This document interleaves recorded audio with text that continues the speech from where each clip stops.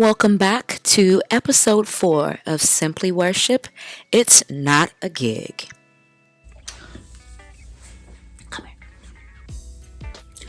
Newsflash. Worship leading is not a gig. Now that we got that out the way, let's move forward.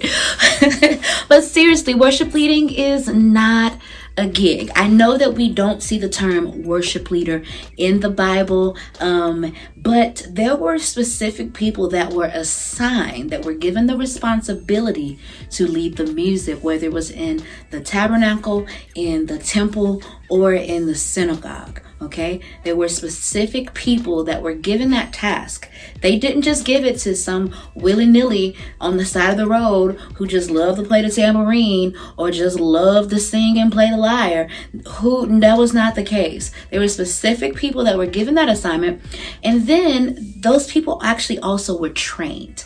They were skillful musicians because they had been trained in order to serve in that capacity.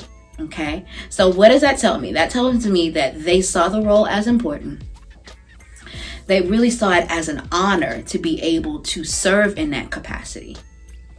And I just don't believe they were looking to serve in that capacity in order to build their own platform. We're going to put a little Selah right there. It's not about you becoming great. It's about making him great. So it forces me to ask myself and forces us to ask ourselves these questions. If my goal is not to make him famous, I need to sit down. If my goal is to get my name out there so that I can travel and be known, I need to go ahead and sit on down. Sit right on down. And if my goal is to simply collect a check, I need to have all the seats. Just take all of the seats, because the call of being a worship leader is so important, and I need to treat it as such. In the beginning of my worship leading journey, I came across Ephesians chapter 4, and it just shook me to my core, and it is something that I stand on as I've been living these years and going through these years of being in ministry. So I'm going to read it to you. Ephesians 4, chapter 4, verses 1 through 6. And this is Paul writing.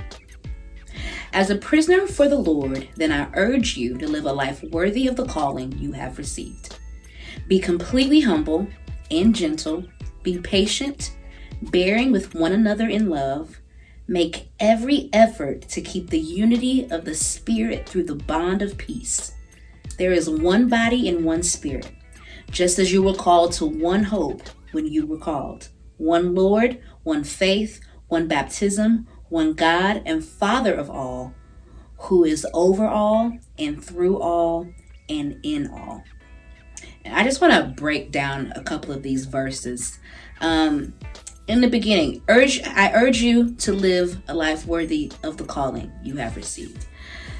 That goes back to, what does it look like to have a lifestyle of worship, to live a lifestyle of worship, to live a lifestyle of purity, to live a life that is above reproach, to where no one can ever pin anything on me to say that, oh, I saw this, and that, or I saw, no.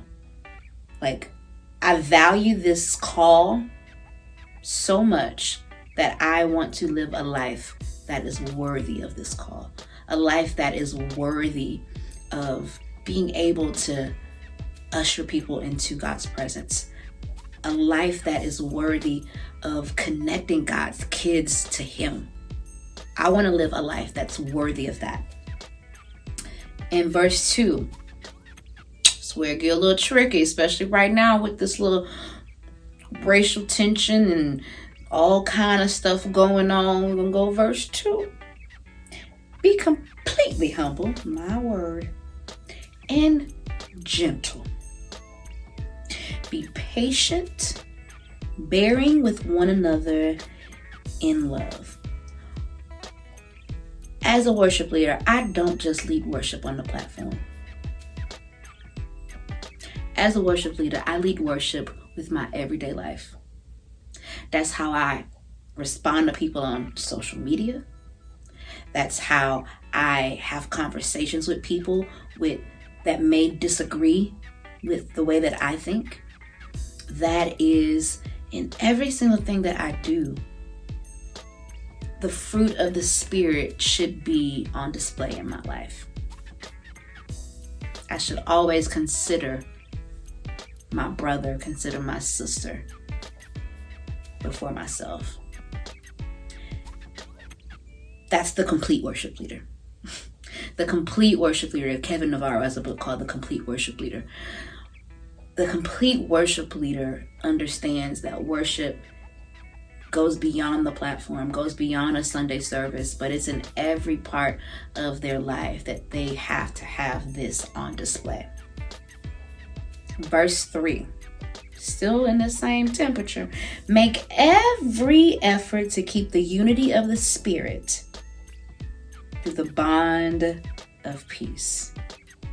I'll read it again. Make every effort to keep the unity of the Spirit through the bond of peace. Y'all, there is so much division in the body. So much division in the body. We're not even going to talk about it in the world, just in the church itself. And it's like we're just tearing ourselves down. We're tearing each other down.